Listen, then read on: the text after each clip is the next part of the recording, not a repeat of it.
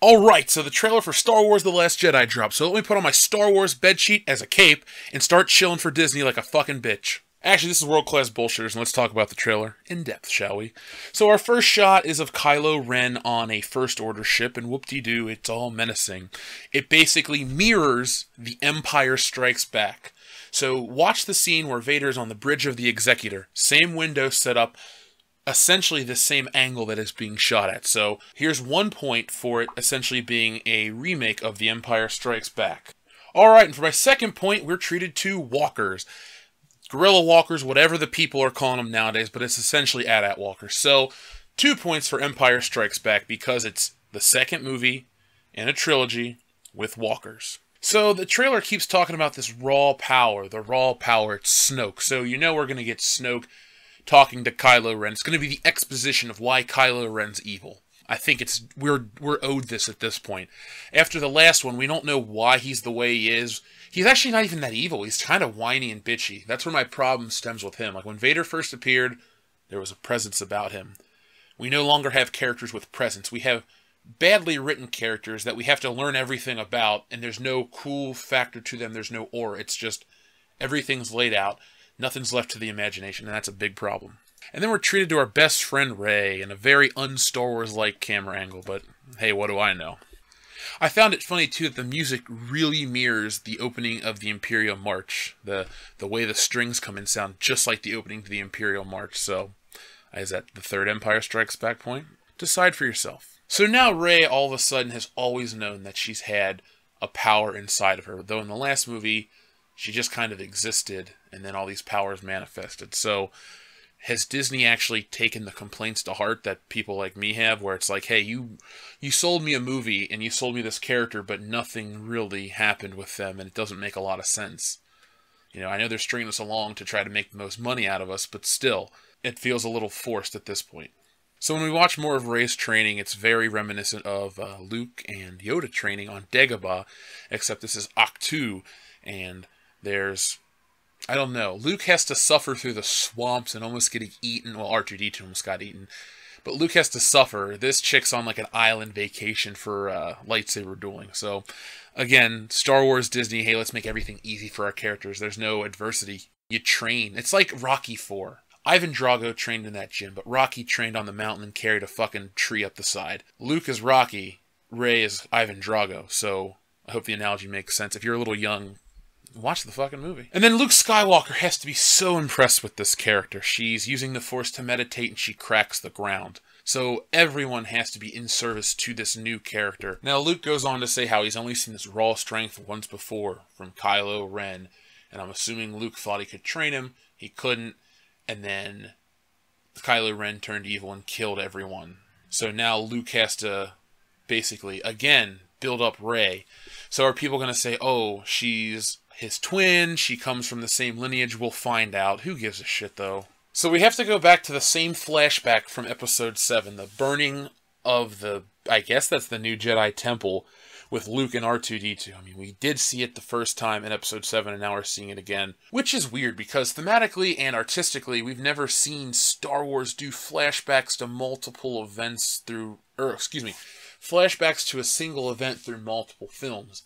This is part of my complaint with the modern Star Wars that doesn't feel like Star Wars. They don't try to make it fit. Like the other 6 have the certain types of dissolves and the wipes and the music fits and everything's kind of like differing qualities, but they all kind of feel the same. This feels so different from the look of Star Wars, and that's a problem. So this trailer really makes this film look like it's going to be a Kylo Ren story, but you know it's not going to be. It's going to be more of the Rey show, because the way this movie's being marketed is all about her. The new doll line for the girls is all about her. It's kind of shitty that you can't watch a movie anymore and not be marketed to. Up next is good old Princess Leia, and I got the old part right. But we see Princess Leia on the bridge of a battleship for the New Republic, or the New Order, or whatever they're called, the Rebel Alliance again. And we see the dilemma of Kylo Ren. Is he going to kill her? Is he not going to kill her? So, you know all the nerds are going to be like, oh my god, there's some light coming in. Is he going to kill his mom? Blah, blah, blah. Look, you got to kill off Princess Leia at some point. The only thing I'm interested in is if Carrie Fisher hadn't have died, would she have survived this trilogy? That's really all I care about, not this whole, the moral dilemma of that. Also, it looks like Kylo Ren has that shoulder tape but on his face to heal his scar. So they have to explain why his scar just magically moved. Next, we see the Millennium Falcon flying through a very rock-like structure, and it looks just like in The Empire Strikes Back when Han Solo piloted the ship through the asteroid field. Is that our 4th or 5th Empire Strikes Back point? I've lost count. Then we see our good friend Chewbacca without Han Solo, so Chewbacca makes no sense. He's always been Han Solo's sidekick, his partner in crime. Without Han, Chewbacca's just kind of like, hey, buy the toy. And speaking of toys, up next we have the marketing failure of 2017, the Porg. It looks like a fish, penguin, marmot hybrid, and it's all ugly. Side note, I was at Meijer the other day, and these fucking things are $40 for about a 6-inch plushie that has a few little sounds it makes. So get your wallets open, folks. Porgs are taking over. More space action. We finally see Finn, and we see a little bit of Poe Dameron. Captain Phasma's back because everybody loved her. So that's going to close out the arc between Captain Phasma and Finn. So that's kind of cool, if I gave a shit. See, my biggest problem so far with this... Well, not my biggest problem. I have many problems with this franchise nowadays. But, like, these payoffs didn't have any build-up. They just tell you something. There's no build-up at all. It's just like, oh, I captured Captain Phasma in the first movie and threw her down a garbage chute, and now, she's my mortal enemy and all this other dumb shit. Our next scene shows Luke Skywalker. Whatever. We don't know who he's talking to. I'm not going to sit and analyze that, but what I am going to talk about are these ice wolf creatures straight out of The Legend of Zelda, but it looks like Echo Base right here. We have a very similar setup, so... Is this the 15th or the 16th Empire Strikes Back point? More shots of the First Order, and now we have shots of the new AT-AT walkers, the ones with the evil red eyes that look just like Kylo Ren's helmet. The B-Wing snow speeders are there too, so we're going to get a ground battle with walkers and speeders. Again, Empire Strikes Back point 42.5. Oh, finally, Snoke is revealed. He's just another CGI character. Whoop-de shit, he looks like a burn victim. He is in a gold robe. Like, why are people so obsessed with who is Snoke? He's a fucking grandpa in pajamas. He's nothing fucking special. But what he does do is capture Rey, and I guess he tortures her psychically through the Force.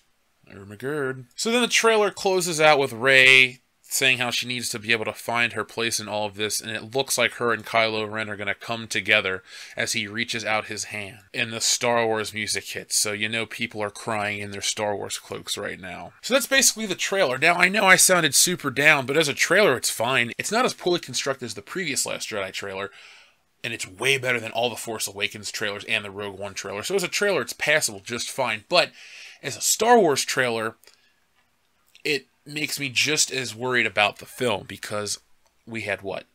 Joking aside, maybe 10 Empire Strikes Back points.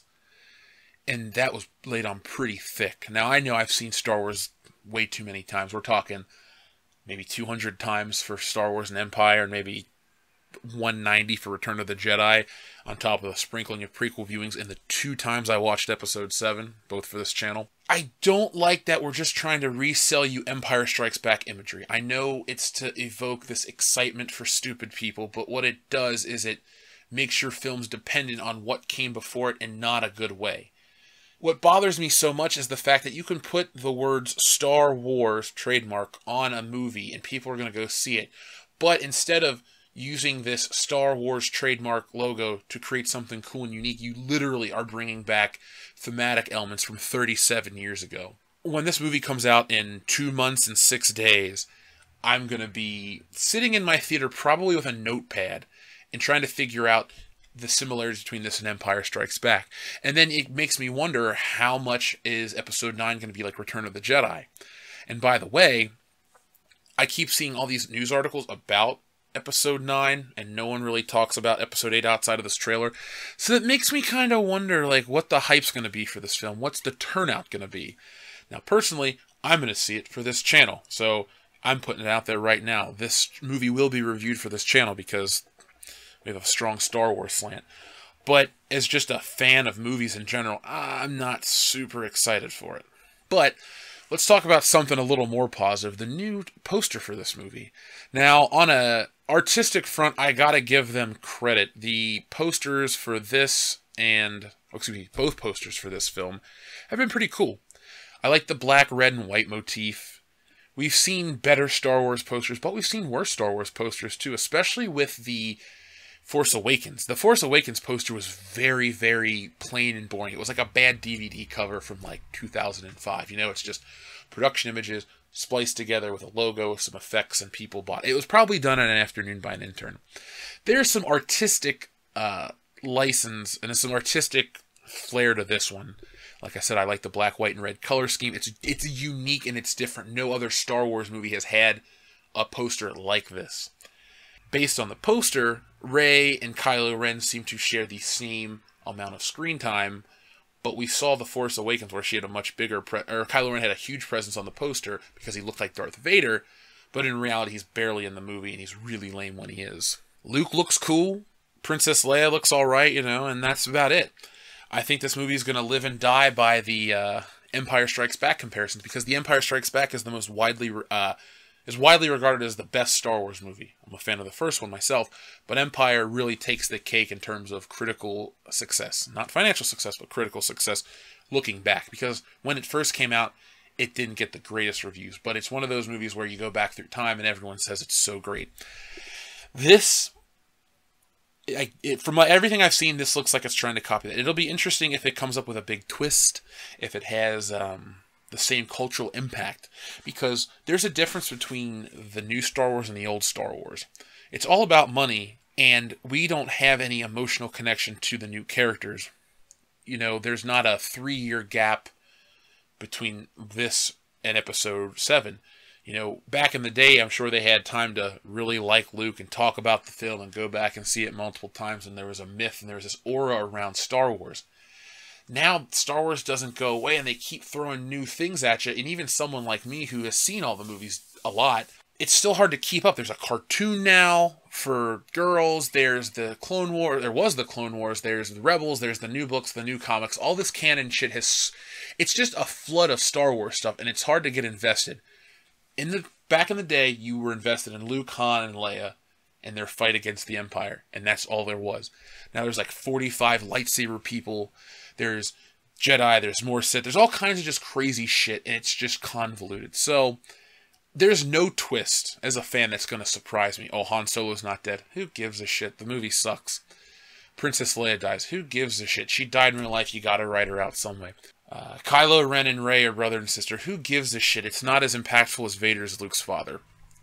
Pretty much, no matter what this does, this will be the Kmart version of Empire Strikes Back. And Kmart's pretty much gone in America, so take with that what you will. I'll be back later in the week with a lot more Star Wars content. I'll probably go back and maybe I'll do an actual point video for the similarities between Empire and this, based on the trailer. Like I said, though, the trailer itself, from just a basic construction point, it looks nice. The CGI was fine. The space battles look a little, I don't know. You know this is going to be a very bad guy-centric film, because it's the second one.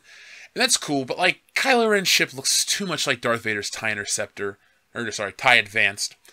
And we had a really weak space battle in the first movie, and there's really not a lot of, I don't have a lot of faith that the next one will up the ante, because sticking with the Empire Strikes Back theme, there was no space battle on Empire, there was just the chase, and that's about it. The battle took place on Hoth, the rest was about character development. This looks like it has about 10 giant action scenes, which action's cool, but I'm really concerned with the story, because this is Star Wars after all, and it was formerly the Cadillac of brands. So that's it. Check us out on Thursday night, where we're back with World Class Bullshitters, where all the guys give their thoughts on the trailer. And if you haven't already, subscribe to this channel by hitting the subscribe button and hit the little bell for the notifications, because we put out content all the time. If you're a fan of this channel and you're kind of on the fence, check out our Patreon page. For just $1 a month, you get access to all kinds of great commentaries. We got Star Wars The Force Awakens, Rogue One, the new Ghostbusters, Suicide Squad. We got some Halloween specials coming up this week, so there's a bunch of great content from World Class Bullshitters. But thanks for watching this video, and let me know in the comments what you think about the trailer. Do you see the similarities between this and The Empire Strikes Back? Do you give a shit? Are you blinded by the nostalgia? Are you so happy that these aren't the prequels that no matter what Disney puts out, it's good in your eyes? Let me know down in the comments no matter what your thoughts and opinions are, and I'll read them, and I'll respond back with you guys. So, have a good one, and I'll be back later.